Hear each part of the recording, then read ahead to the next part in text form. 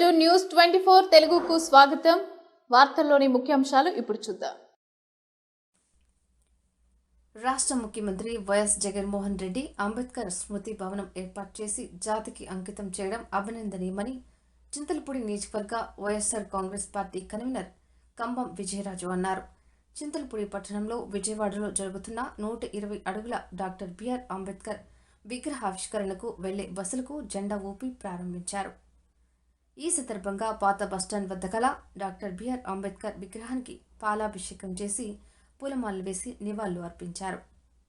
ఈ సందర్భంగా ఆయన మాట్లాడుతూ చింతలపూడి నియోజకవర్గ కన్వీనర్గా తనను నియమించి గురుతర బాధ్యతలు అప్పగించారని, ముఖ్యమంత్రి జగన్మోహన్ రెడ్డి నా మీద నమ్మకంతో చింతలపూడి నియోజకవర్గ ఇన్ఛార్జిగా నియమించడం తమ అదృష్టమని అన్నారు. నియోజకవర్గ ప్రజలు తనను ఆదరించి గెలిపించవలసిందిగా కోరారు. ఈ కార్యక్రమంలో Chintalapudi AMC chairman Jaggavarapu Janakireddy, ZPTC Mulugumati Neraja, MPP B Rambabu, YSR Congress party పట్టణ అధ్యక్షులు కొప్పుల నాగు, మిరియాల దిలీప్, వెంపకృష్ణ, నిమ్మగడ్డ దుర్గారావు, రామ్రాజ్ నాయక్, గంధం చంటి, అంబేద్కర్ వాది కలుకుర్తి నాగేశ్వరరావు మరియు కార్యకర్తలు పాల్గొన్నారు.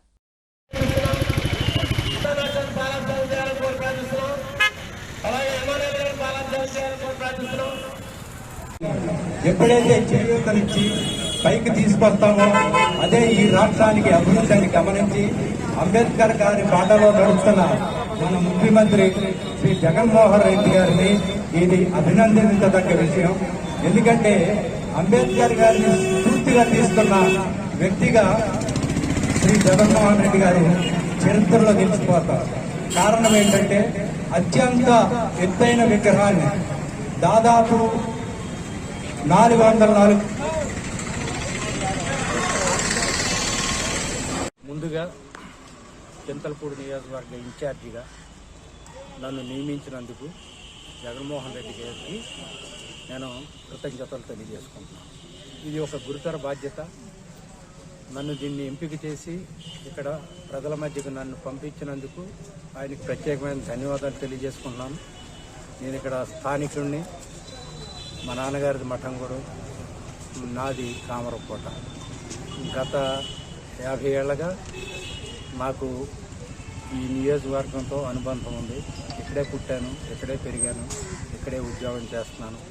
ఇక్కడ పరిస్థితులన్నీ నాకు క్షుణ్ణంగా తెలుసు కాబట్టి జగన్మోహన్ రెడ్డి గారు నన్ను మీ మధ్యకు పంపించారు.